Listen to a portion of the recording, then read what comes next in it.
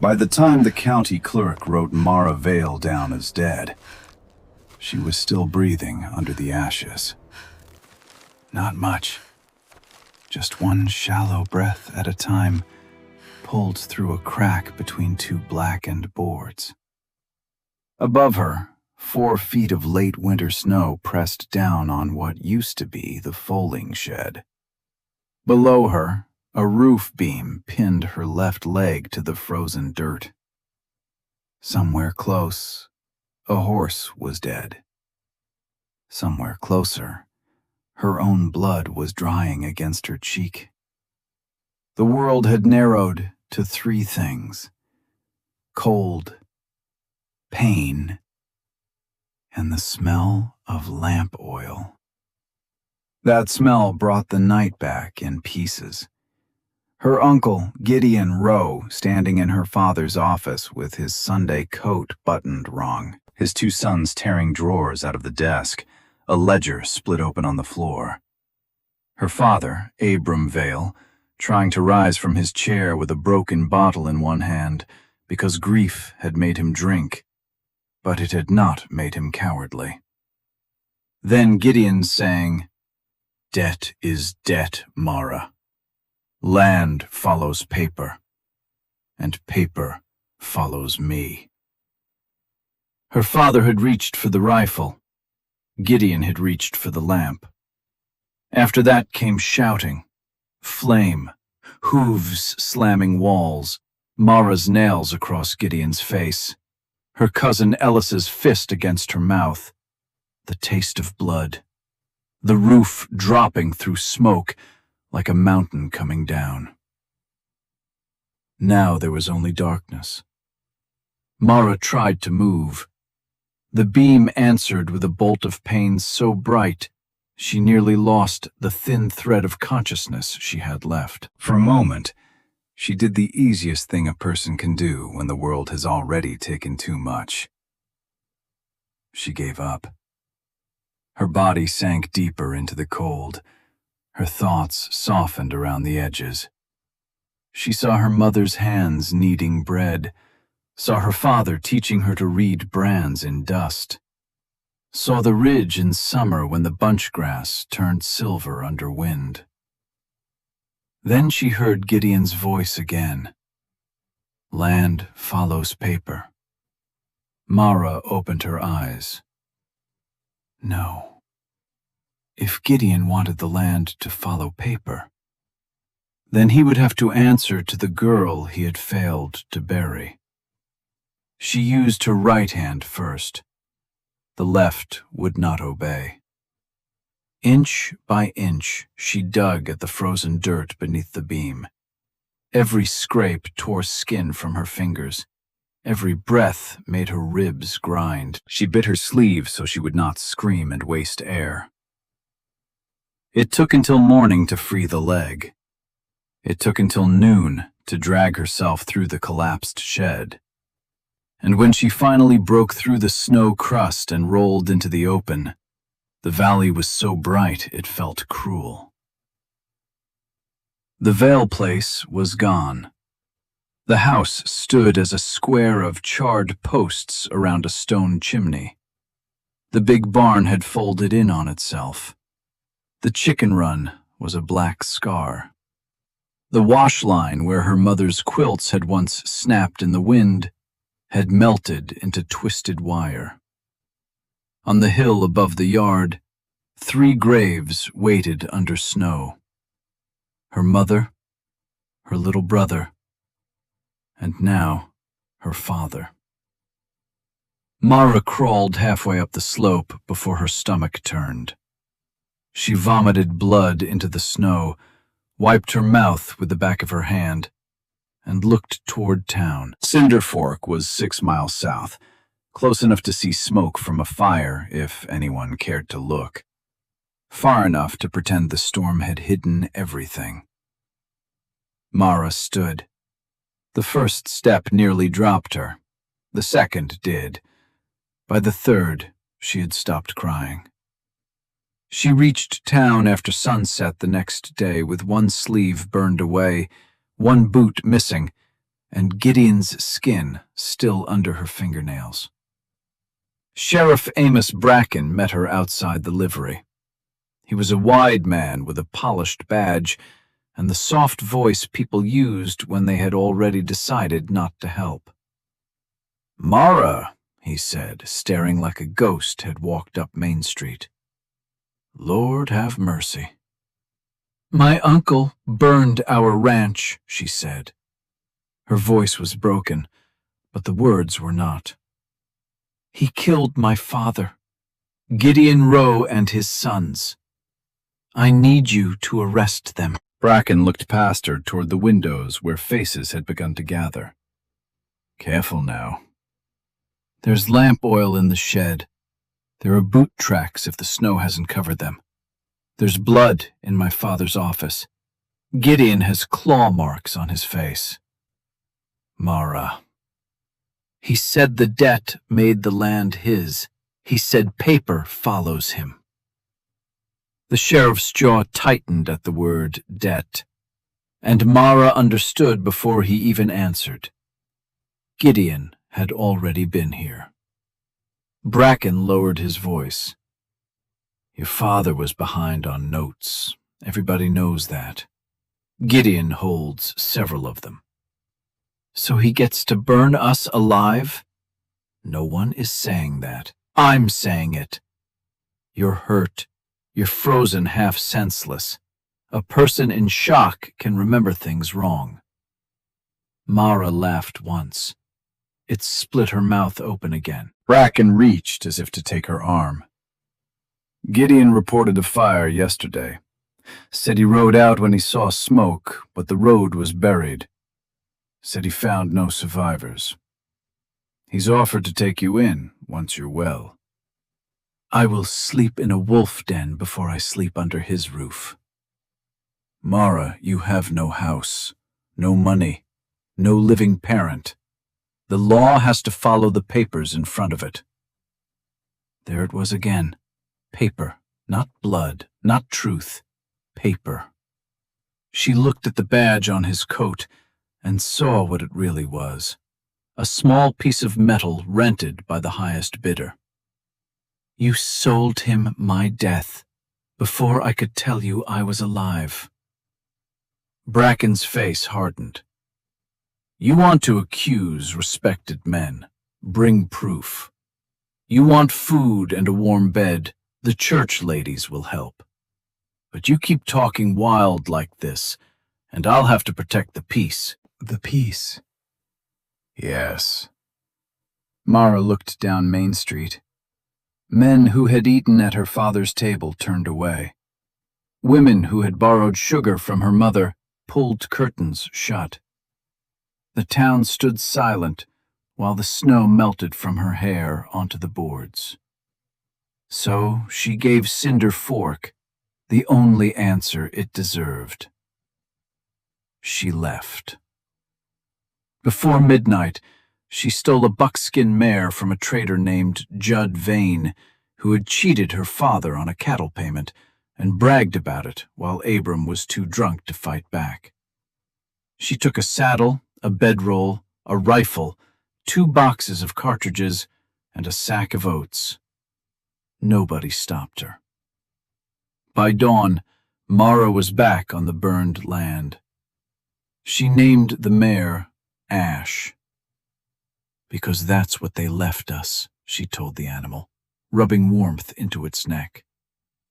"And that's what they'll choke on." For the next 7 weeks, the Vale Ranch became a place people spoke about, but did not visit. Mara slept in the root cellar at first, wrapped in horse blankets beside the last crates of potatoes that had not frozen through.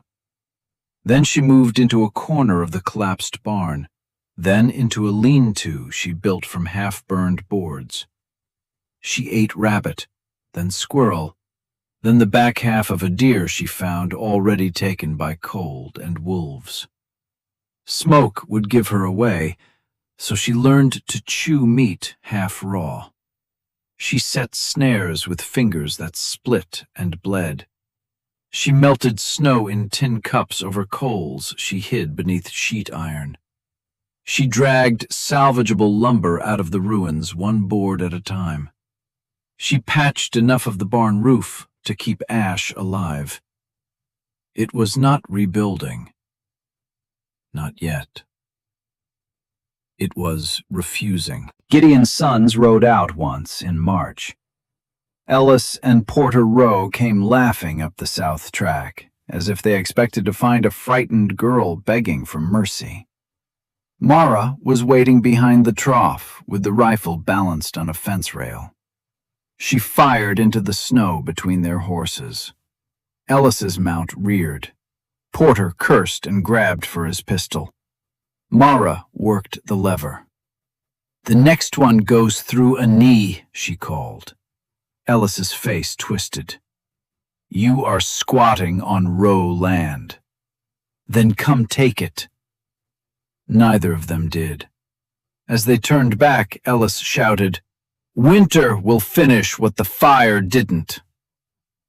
Mara watched them ride until they were dots against the white. Then she sat in the mud and shook so hard her teeth clicked. The shaking passed. The hate stayed. By April, the thaw began peeling snow off the valley in dirty sheets. The creek swelled. Grass broke through the ash.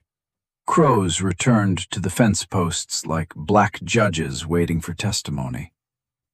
That was when the stranger came over the ridge with 2 men hunting him. Mara heard the first gunshot from the north pasture. One crack, then another. She took the rifle and climbed the rocky cut behind the old well. A bay horse came hard down the trail, lather on its neck, one front leg striking wrong. Its rider was bent low over the saddle. Behind him, 2 men closed the distance, pistols out, not trying to scare him anymore, trying to end him. Mara should have stayed hidden. The stranger was not her trouble. Trouble had already taken enough room in her life. But the chase crossed the old survey stones that marked the Vale line, and something inside her went still. Gideon could buy sheriffs. Strangers could lie. Men could call murder legal.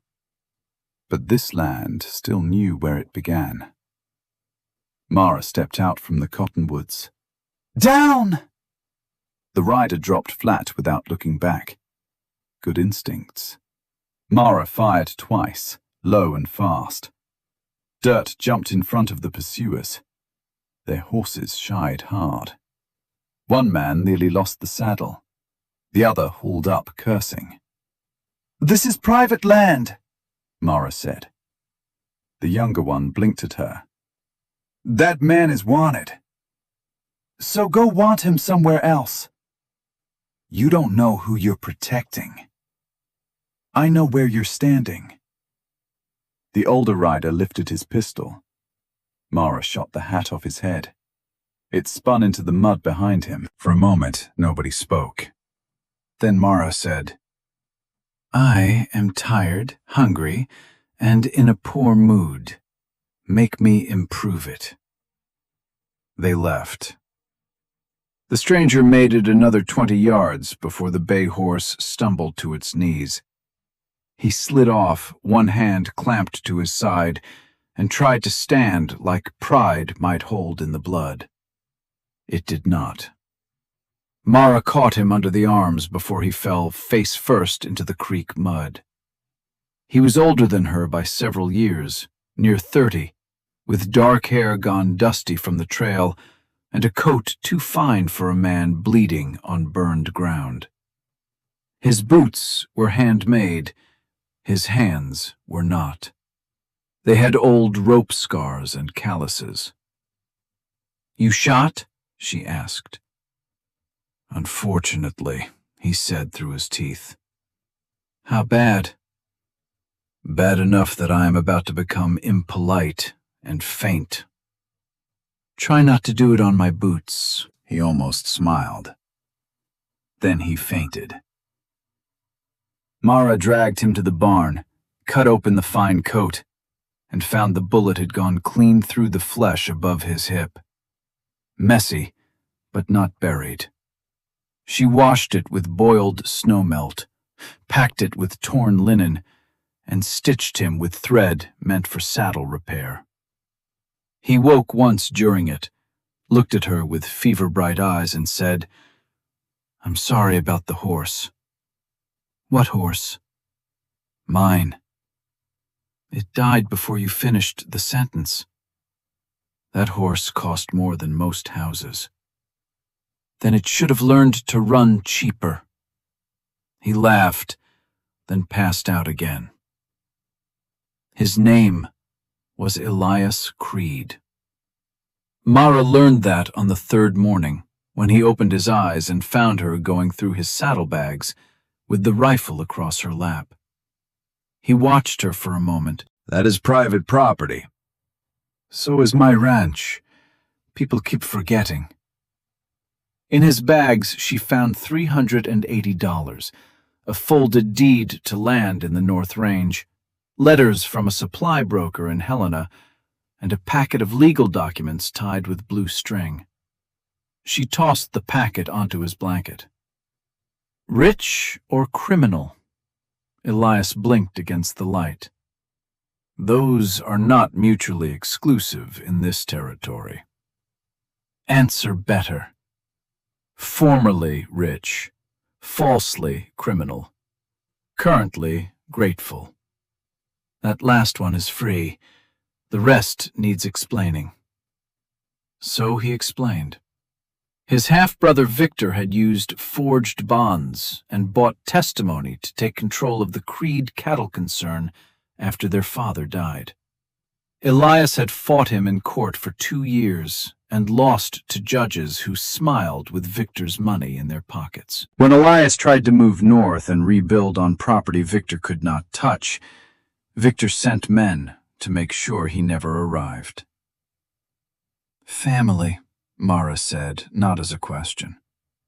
Elias looked at the burned walls around them. "I gather you understand." She told him enough, not all of it. Not the way the roof had sounded when it fell. Not the way loneliness had teeth. Not how she had screamed into the snow some nights because the valley held too many ghosts and not enough answers. But enough. When she finished, Elias was quiet. Then he said, "How much did your father owe Gideon?" Mara narrowed her eyes. "Why?" "Because men who steal land with paper tend to make mistakes on paper." She gave him the numbers as best she remembered. 1,200 on the breeding stock, 200 more for winter feed, interest that changed every time Gideon opened his mouth. Elias listened like each figure was a fence post he could place on a map. "Did Gideon file an estate petition?" "A what?" "If a debt holder wants secured property after a death, he has to present the notes properly and open probate. County law gives him 60 days before the claim becomes contestable, especially if an heir is living on the land." Mara stared at him. Elias tried to sit up, regretted it, and lowered himself back down. "Your uncle can scare a sheriff. He can't wish procedure out of existence. The law already turned its back. The men wearing it did. That is different." She hated that the sentence made sense. She hated more that it gave her hope. Hope was dangerous. Hope made you reach for things. Hope left your hands open. "I need proof," she said. "Everything burned." "Then we find what did not. Bank copies, survey records, insurance filings, a store account showing lamp oil bought the day before the fire, a witness who is frightened but not dead yet." "You make it sound simple." "It isn't. It is expensive, ugly, and likely to get us shot." Us? Elias looked at her. You saved my life. I was having a strange week. You could have let those men finish me and taken the money. Instead, you stitched me with saddle thread and fed me something I hope was rabbit. It was mostly rabbit. Then let me repay the debt properly. Mara stood. I don't take charity. Good. I'm not offering it. I'm offering a partnership until both our thieves are out of road. She looked at the ruined yard, the hill of graves, the mare cropping sparse grass near the trough. What do you want? A place to recover where Victor will not look. Time to send word to people who still owe me loyalty. And a chance to help ruin a man who reminds me of my brother. What do I get? Lawyers, contacts, money used as a tool instead of a leash, and someone who knows how men like Gideon hide the knife inside a contract. For a long moment, the only sound was Ash chewing dry grass. Mara had survived by trusting no one, but survival had become a room with no door. 1 week, she said. Elias smiled faintly. I have made worse bargains. I haven't. Then I'll try not to be your first mistake. He was. Just not in the way she feared. By the 5th day, he was standing too long, bleeding through bandages, and trying to lift fence rails with one hand. Mara caught him at it. You tear those stitches again, I'll use horseshoe nails next time. He set the rail down. That seems medically unsound. So is dying from pride. I'm testing capacity. You're testing my patience. But he did not sit idle after that. He wrote letters. He drew plans. He examined the charred remains of Abram Vale's office and found beneath the collapsed stove the warped iron lockbox her father had kept for tax receipts. The papers inside were half burned, but not useless. A livestock sale, 2 feed notes, a receipt from Gideon for loan interest paid 6 months earlier, and 1 torn page from Abram's ledger, burned at the edges, where her father had written, Roe changed terms again. Must speak with Bracken. Keep Mara away from office if Gideon comes. Mara held the page so carefully it might have been skin. Elias did not tell her it was enough. It was not. But it was a beginning. The next afternoon, Sheriff Bracken came with Gideon, both Roe sons, and a deputy marshal named Harlan Voss from the territorial office. Gideon wore black broadcloth and false sorrow. Mara, he called across the yard. Thank God. We feared the cold had taken your mind completely. Mara stepped out of the barn with the rifle low but ready. Still have enough mind to count trespassers? Voss was not like Bracken. He was lean, dust-colored, and tired around the eyes. He looked at the ruined place before he looked at her. Miss Vale, he said. Judd Vane filed a complaint. Horse theft. Rifle theft. Sheriff says you refused lawful assistance. I took payment on a debt he owed my father. Have proof? It burned with my house. Gideon sighed for the audience. You see, Marshal, trauma, grief, wild accusations. She's been living out here like an animal. Elias appeared in the barn doorway before Mara could answer, pale, bandaged, upright by will alone. She is employed by me, he said. Voss turned. And you are? Elias Creed. The name landed hard enough to change the air. Bracken's hand drifted near his pistol. Gideon's eyes sharpened. Voss went very still. "Creed," Voss said. "There are men looking for you." I noticed. "You're wanted for questioning in a fraud matter." "Question me after you question the men who shot me," Gideon smiled. "Marshal, this is exactly what I feared. My niece has fallen under the influence of a fugitive." "Your niece," Elias said, "is the only reason I'm not dead. I hired her as a ranch hand and gave her use of the horse and rifle as compensation." Mara kept her face still. Elias continued, "If Judd Vane disputes ownership, I'll settle it in civil court. But arresting a burned-out heir on a theft complaint manufactured by her uncle seems like poor federal theater." Gideon's false grief vanished. "This land is under my claim." "Not yet," Elias said. "You hold notes, not title. Abram Vale died in February. It is now April. If you have not opened probate, your window is closing. If you have opened it and failed to name Mara as surviving heir, you committed fraud." Voss looked at Gideon. For the first time, Gideon looked less like a grieving uncle and more like a cornered man counting exits. "You talk big for a fugitive," he said. "I learned from thieves with better paperwork than yours."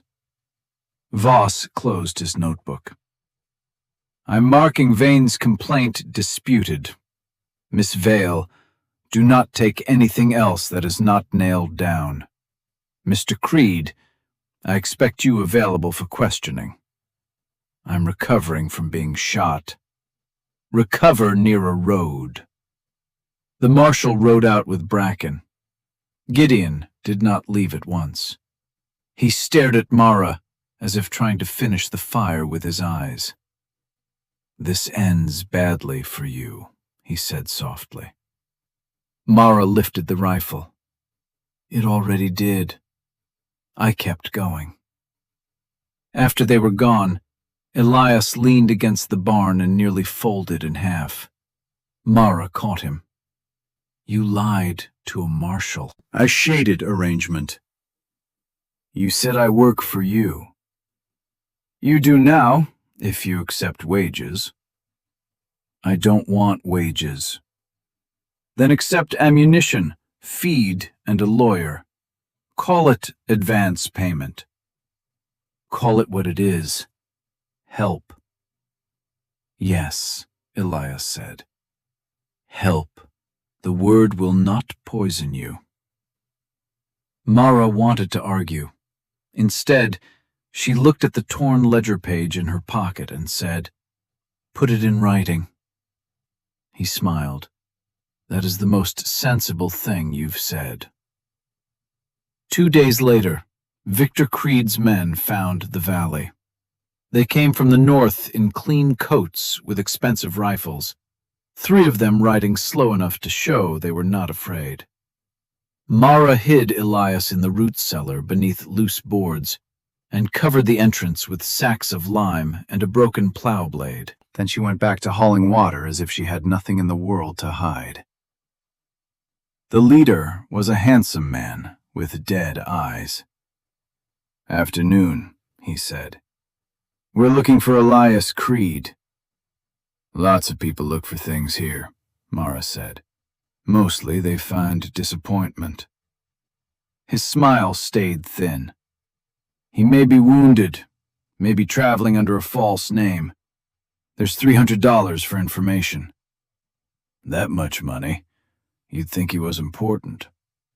"He is property in dispute." Mara stopped pouring water. "People aren't property." "In my employer's experience, almost everything is, one way or another." She looked at the 3 rifles, the clean gloves, the easy confidence. Then she looked past them to the burned house. Not on my land. The man studied her long enough that she felt every bruise Gideon's family had left inside her bones. Then he tipped his hat. We'll ask in town. Do that. When they left, Elias came out of the cellar gray with pain and fury. They'll talk to Gideon, he said. They probably already know where to find him. Then we are out of time. That night, they sent a boy named Finn Calder to Helena with Elias's letters and $40. Finn's father had once ridden with Abram Vale before whiskey and bad luck put half the town into debt.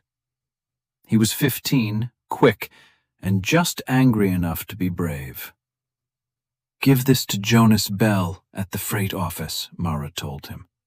Wait for a reply. If anyone stops you, you're visiting your aunt. I don't have an aunt. Get one before you're stopped. Finn grinned, despite the danger. Yes, ma'am. Don't call me ma'am. Yes, frightening burned ranch lady. Better. By sundown the next day, Gideon's sons caught Mara on the road back from Cinder Fork. Ellis came out of the cottonwoods and slammed his horse into Ash's side. Mara hit the mud hard, lost the rifle, and tasted blood before she understood she was on the ground. Porter held Ash's reins. Ellis stood over Mara with a pistol. Pa says you've been making friends above your station. Mara pushed herself up on one elbow. Your father says many things when he thinks nobody can prove him a liar. Ellis kicked her in the ribs. The old fractures lit like fire. You are going to tell me where Creed is hiding. No. He crouched and grabbed her hair. Pa is meeting Victor Creed tomorrow night at Rook's Landing. Big men, big money, big decisions. After that, you and your pet fugitive become small problems. Then why are you scared enough to stop me in the rain? The pistol butt cracked across her cheek. She dropped. Ellis dragged her across his saddle and rode straight back to the ranch, straight to Elias. Mara remembered only pieces of the ride. Mud, hooves, pain with every jolt. Then the yard, the barn, Ellis shouting, Creed, come out or I'll put a bullet in her. Mara prayed Elias would stay hidden. The barn door opened. He stepped out with no gun in his hands. Let her go. Ellis laughed. You rich men always think asking is power. No, Elias said. Power is what happens after asking fails. Porter raised his pistol toward Elias. Ellis shifted his own gun off Mara's head for half a second. Mara swept his knee. He went down in the mud. The gun fired into the rain. She rolled, grabbed his wrist, bit hard enough to taste skin, and tore the pistol loose. Elias moved at the same time. One brutal strike to Porter's throat dropped him beside the water trough. He came up with Porter's gun and pointed it at Ellis. Mara aimed at her cousin's face. Her hands shook. Her voice did not. Go home. Tell Gideon the girl under the ashes is done warning people. Ellis looked at her, and for the first time in his life, he believed her. He and Porter rode away, limping and furious. Before they disappeared, Ellis turned in the saddle. Rook's Landing, tomorrow. Pa and Victor. They're buying each other's troubles. You hear me? Yours, his, all of it. Then he was gone. Elias helped Mara inside the barn. You're hurt. So are you. You were nearly killed. So were you. That is not a strategy. No, Mara said. It's a pattern.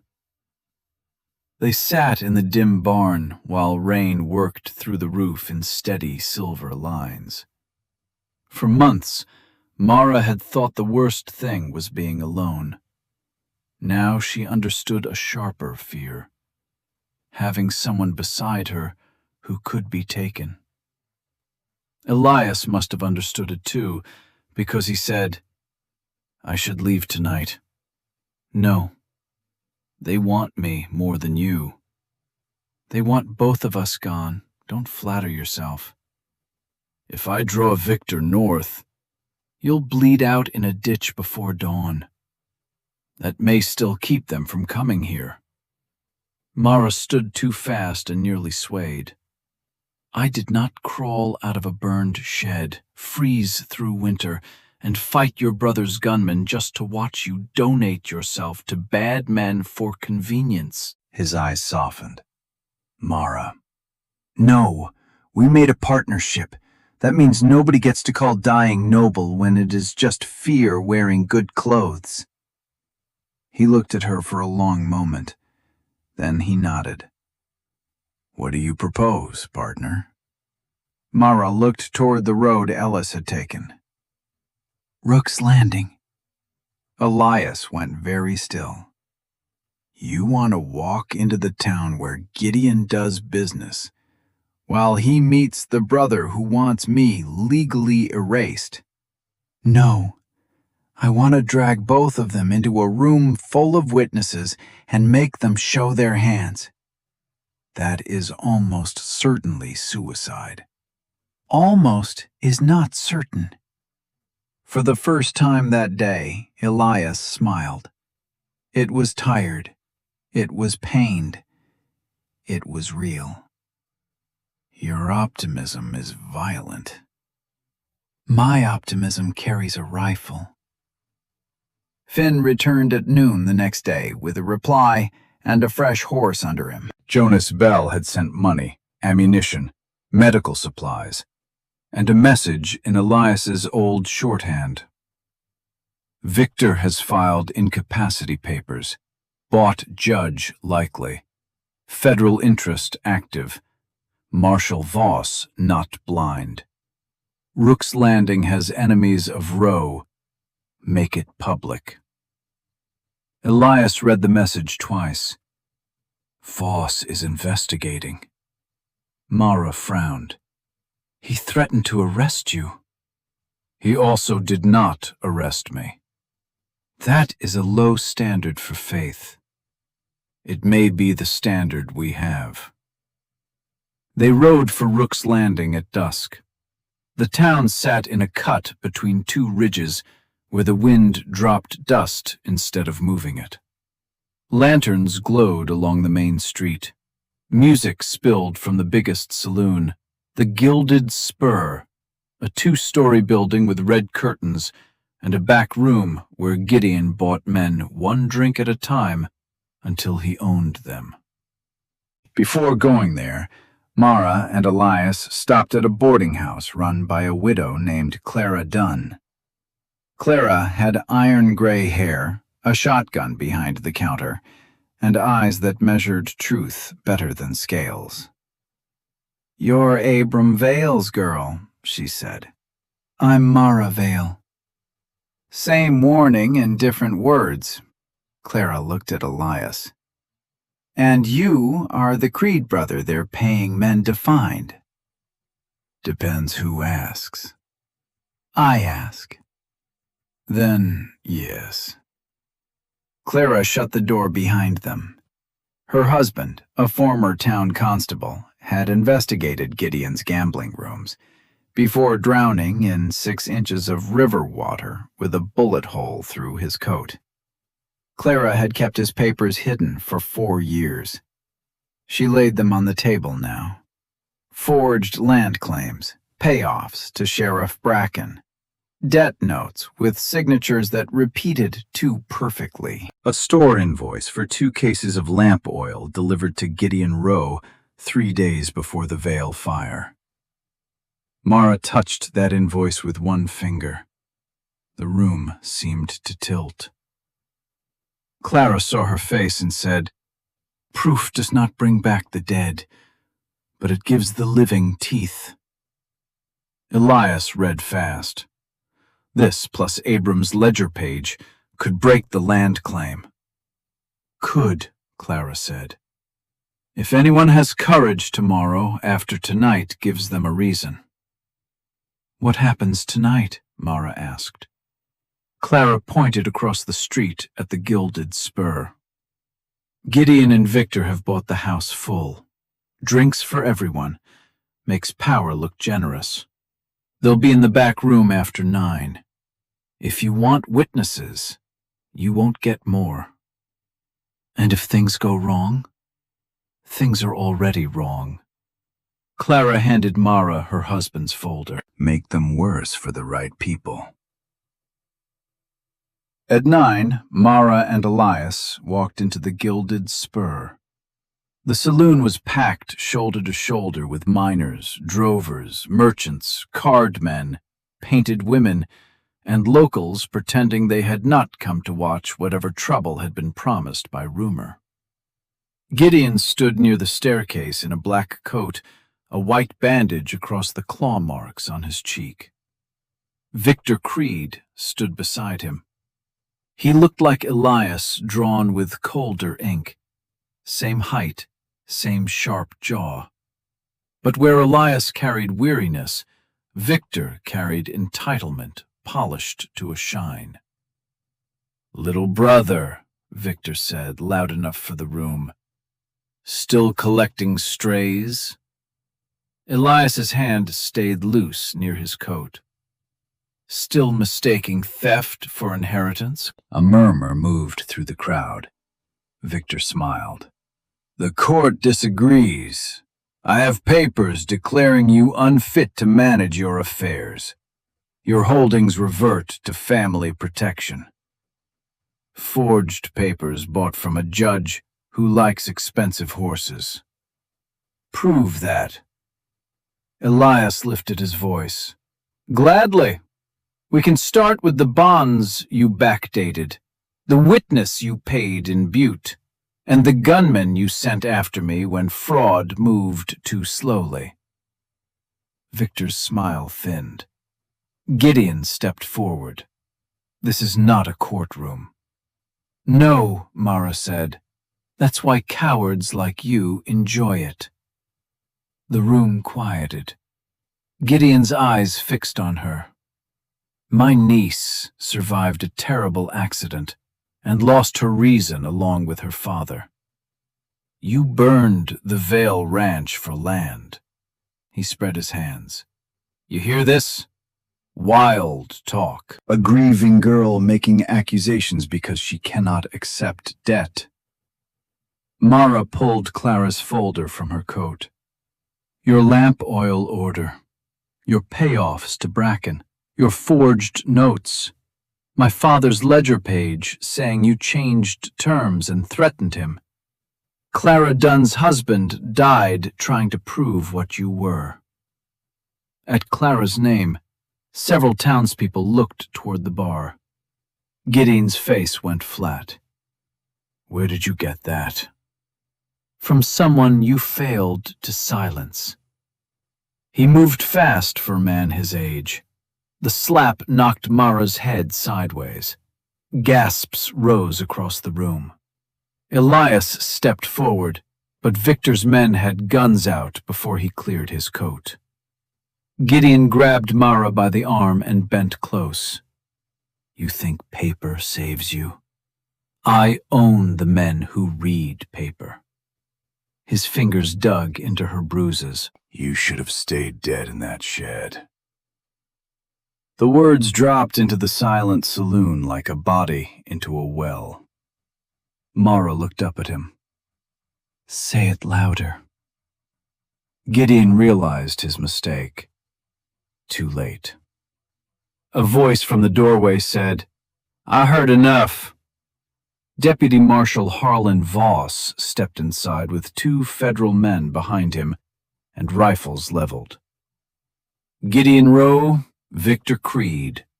By authority of the Territorial Court and the Federal Office, you're under arrest for fraud, conspiracy, attempted murder, and obstruction. Victor laughed once. You have no jurisdiction. Across territory lines, forged bonds, hired shooters, stolen estate assets. I have plenty. Voss looked at Sheriff Bracken, who had been standing near the door with his hand halfway to his gun. Amos, if that badge means anything to you besides rent money, set your pistol down. Bracken hesitated.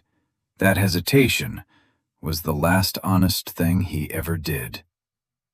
Then Porter Rowe fired from the balcony. The first shot shattered a lamp. Flame ran up the curtain. The saloon exploded into motion. People screamed and dove under tables. Glass burst. Chairs overturned. Victor's men fired toward the door. Voss's marshals returned fire. Elias shoved Mara behind the piano as splinters flew over them. Out the side, he shouted. No! Mara! Gideon! He was moving toward the rear exit, one hand clamped around Clara's folder. Mara saw the papers under his coat and went after him through smoke. Elias cursed and followed. They crashed into the back room as Gideon reached the alley door. Mara tackled him at the knees. Both went down. The folder skidded under a table. Gideon rolled and drove his elbow into her ribs. Pain flashed white. He grabbed her throat. You stupid girl, he hissed. You think land cares who loves it? Land belongs to whoever can hold it. Mara clawed at his wrist, gasping. Behind Gideon, firelight painted the room red. For one terrifying second, she was under the beam again. Pinned. Burning. Buried. Then she remembered the first word she had given the fire. No. Mara drove her knee into Gideon's wounded thigh and tore free. He reached inside his coat. She saw the pistol grip. Elias fired from the doorway. The bullet struck Gideon's shoulder and spun him into the table. Clara's folder slid into Mara's hand. Gideon collapsed, breathing hard, eyes full of hate. Mara stood over him with the papers clutched to her chest. You were right about one thing, she said. Land belongs to whoever can hold it. Sirens did not exist in that territory, but the sound that rose from the gilded spur was close enough. Shouting men, screaming horses, the crack of rifles, fire eating dry wood. Then another sound joined it. Hooves. A dozen riders thundered into the alley from the north road. At their head was a woman in a trail coat with a rifle across her saddle and silver hair braided down her back. Elias Creed, she called, swinging down. Jonas Bell says you owe him 2 bottles and a better sense of timing. Elias laughed through smoke. Maeve Kincaid, you are late. I prefer dramatic. Maeve's freight crew moved like people who had handled uglier nights. They blocked the alley, dragged townspeople clear, and helped Voss's marshals force Victor's men away from the stairs. Within minutes, the gunfire thinned, then stopped. Victor was found in an upstairs room, trying to burn his own papers in a wash basin. Voss put him in irons while Elias watched. You could have built with what Father left us, Elias said. Victor's face twisted. Building is slow. So is prison. Gideon was carried out next, pale from blood loss and still cursing. He saw Mara on the boardwalk and smiled with broken teeth. You'll lose it eventually. All land changes hands. Mara stepped close enough that he could hear her over the crowd. Maybe, but it won't change to yours. The wagon took Gideon, Victor, Bracken, and the Rose sons before dawn. By sunrise, Rook's Landing looked like a town waking from a bad dream and not yet sure what to do with daylight. The gilded spur was half burned. Smoke hung above the street. People gathered in tight knots, speaking the way frightened people speak after they discover fear can be outvoted. Clara Dunn brought coffee to the boarding house steps where Mara and Elias sat side by side, both bruised, both smoke-stained, both still alive. "The town council meets at noon," Clara said. "They'll remove Bracken's friends and appoint temporary law. They'll want you to speak." Mara looked at Elias. He raised both hands. "Your war, your voice, our partnership," she said. His expression changed at that. Not surprise, something warmer. "Then we speak." At noon, Mara stood in the schoolhouse before farmers, merchants, widows, ranch hands, and men who had once looked away while her family burned. She did not forgive them. Not that day. But she did tell the truth. She told them how Gideon had used debt like a branding iron, how Sheriff Bracken had treated law as a rented coat, how Victor Creed had nearly stolen an empire with signatures and paid lies, how silence had fed them all. Then she held up Clara's folder. "Paper can steal," she said. "But paper can also witness. The difference is who we let hold the pen." No one cheered at first. Then Clara did. Then Finn. Then a blacksmith named Tom Calder stood and said he would testify about Gideon's oil order. A store clerk admitted he had copied numbers from forged notes because Gideon threatened his children. A saloon girl named Ruth said she saw Porter Rowe carrying lamp oil the night of the fire. One voice made another voice possible.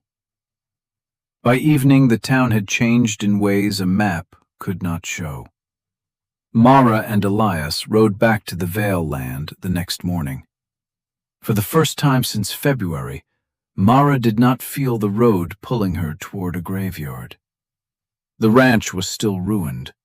The house was still black ribs around a chimney. The barn still sagged like a tired animal. The fields were choked with thaw mud and dead grass. But Elias dismounted and looked at it the way he looked at a ledger, not for what had been lost, for what could still be built. 240 acres, he said, year-round creek. High ridge shelter from north wind. Old trail from Rook's Landing to the mining camps cuts the east pasture. With pens and a feed shed, drovers would pay for overnight grazing. Add a repair shop, maybe supplies later. Mara stared at him. "You've been here a week and already turned my grief into arithmetic." "Arithmetic keeps grief from starving." She almost smiled. "How long?" "To make it livable? Months. To make it profitable? 2 years. To make it matter?" He looked at the graves on the hill. "That depends how stubborn we are." "Very. Then I like our chances." She studied him. "You said our." "I did." "Victor is in irons. Your holdings will come back once the court unwinds his lies." "Likely." "So you could leave." "Yes." "Will you?" Elias looked across the burned yard, then back at her. "I spent years owning things that did not feel like home. This place feels like a fight worth finishing. Mara's throat tightened. I don't need rescuing. I know. I don't want charity. I know that too. Equal partnership. Written. Both names on the operating papers. The land remains Vale land until I can buy out whatever you invest. Agreed. You argue too fast. You negotiate better when hungry and concussed than most men do rested. Is that a compliment? A warning. She held out her hand. He took it. Their handshake was not romantic. It was better. It was a promise with dirt under its nails. They rebuilt in stages. First came shelter. Maeve Kincaid sent 6 workers from her freight outfit, at wages Mara considered too generous, and Maeve called barely civilized. Together they tore down what was unsafe, stacked usable lumber, and raised a bunk room inside the old barn before spring rains came hard. Finn Calder arrived one morning, with everything he owned tied in a blanket. My father is sober 2 weeks, he said, trying to sound casual. Says I should work for people who pay honest. Mara looked him over. Tall for 15. Too thin. Brave because he had never been allowed the luxury of being otherwise. You eat proper if you work here, she said. Yes, he caught himself. Yes, Mara. You sleep under a roof. You get wages. You learn the job. You don't get used up because you're young. Finn blinked hard. I can do that. I know. More help came after the trials began. Ruth from the Gilded Spur came to cook and kept the men from wasting flour. Tom Calder repaired the old forge and stayed to shoe horses.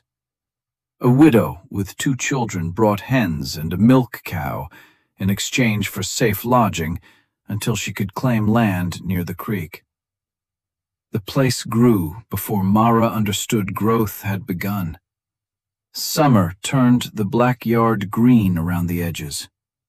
Elias handled court papers, contracts, and supply credit. Mara handled stock, fencing, hiring, and any man foolish enough to think the young woman with burn scars on her wrist was decorative. They argued often. About money, about risk, about whether the first permanent building should be a house, a barn, or a feed shed. Elias wanted function. Mara wanted a roof that did not remember screaming. In the end, they built the barn first because animals do not survive on sentiment, then a small house because people do not survive without it. The first time rain hit the new roof and did not leak, Mara stood inside listening. Elias found her there. You look angry, he said. I'm not. What are you then? She searched for the word. Safe, she said, and hated how fragile it sounded. Elias did not touch her. He only stood beside her while the rain kept falling outside where it belonged. By autumn, the first cattle drive paid to use their pens.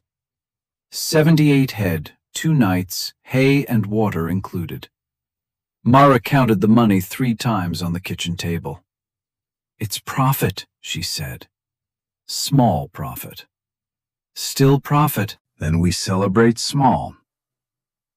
They celebrated with coffee, Ruth's apple cake, and a porch sunset that turned the whole valley copper. Finn played harmonica badly. Ruth threw a dishcloth at him. The widow's children chased chickens through the yard. Tom Calder laughed so hard he had to sit down. Mara watched it all and felt a strange ache. The land was no longer only a crime scene. It was becoming a place where people made noise. Winter came again.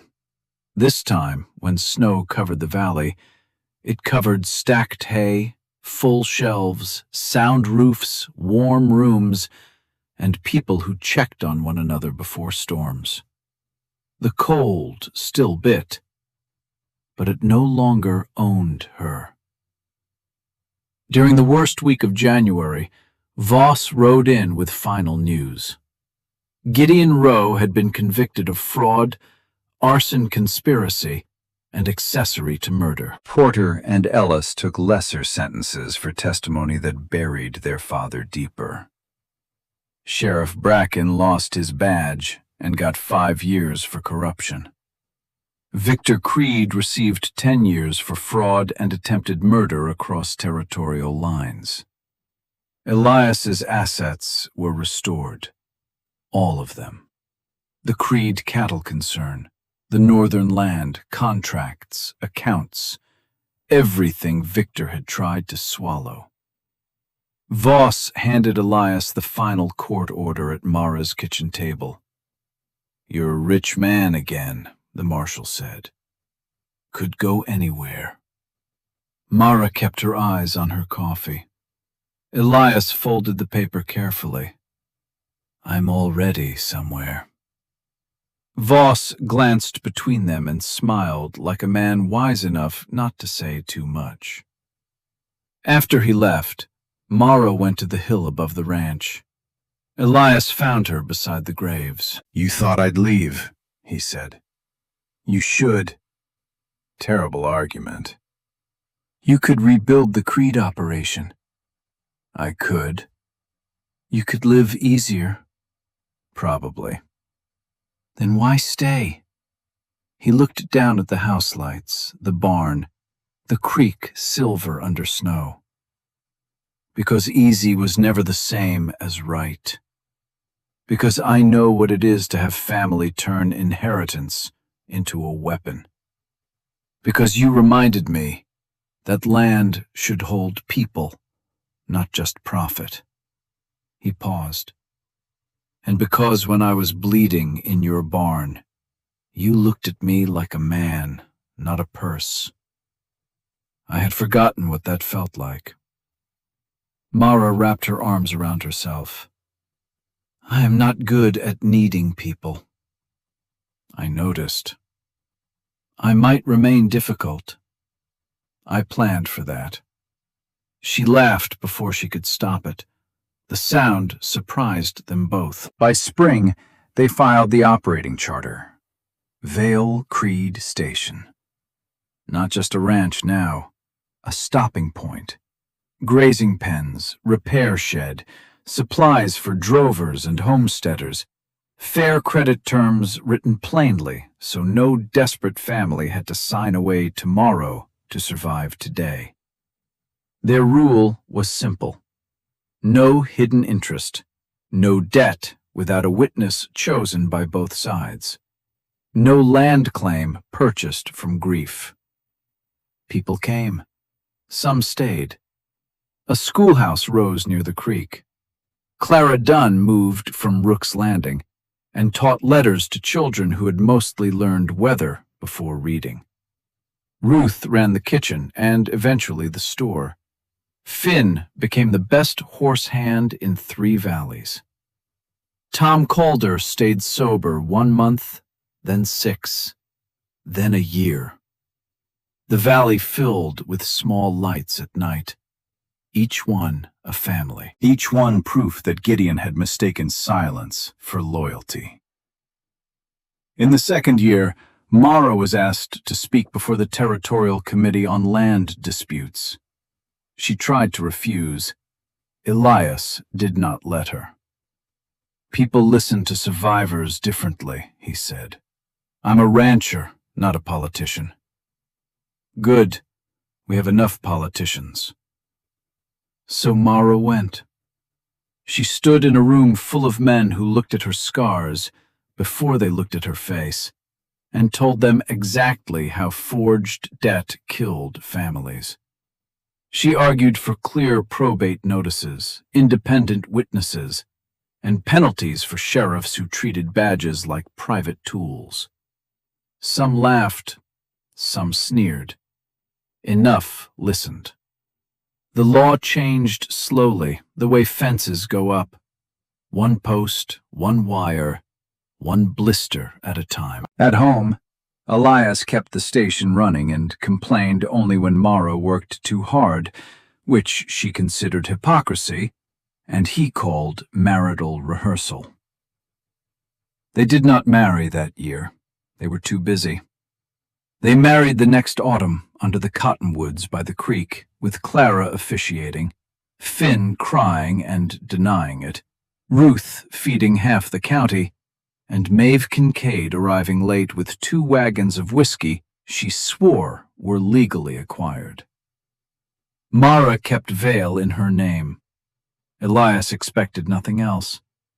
5 years after the fire, Vale Creed Station had a new name painted on the signboard. Ashhold.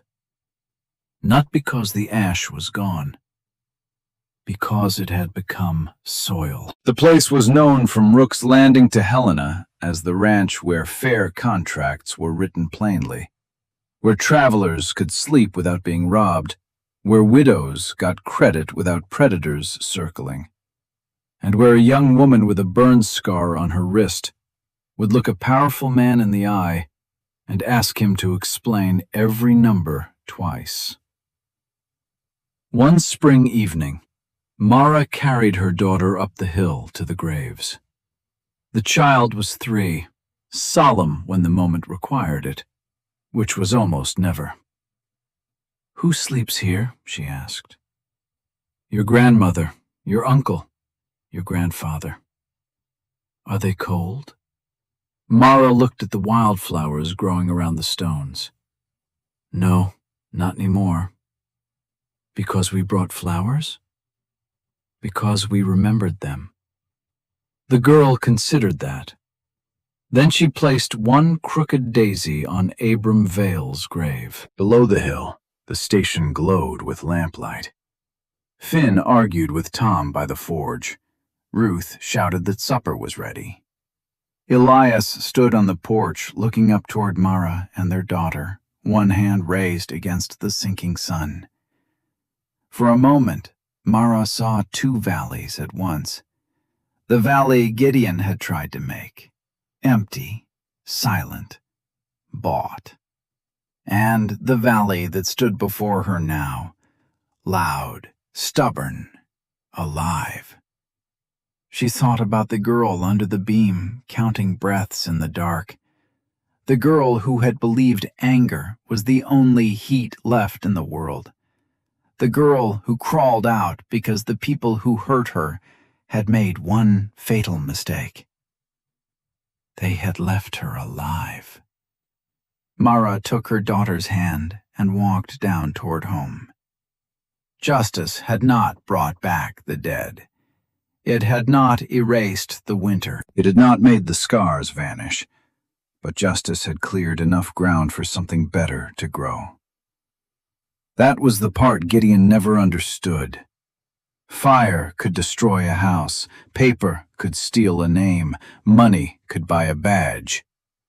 But none of them could hold land forever if the people standing on it refused to kneel.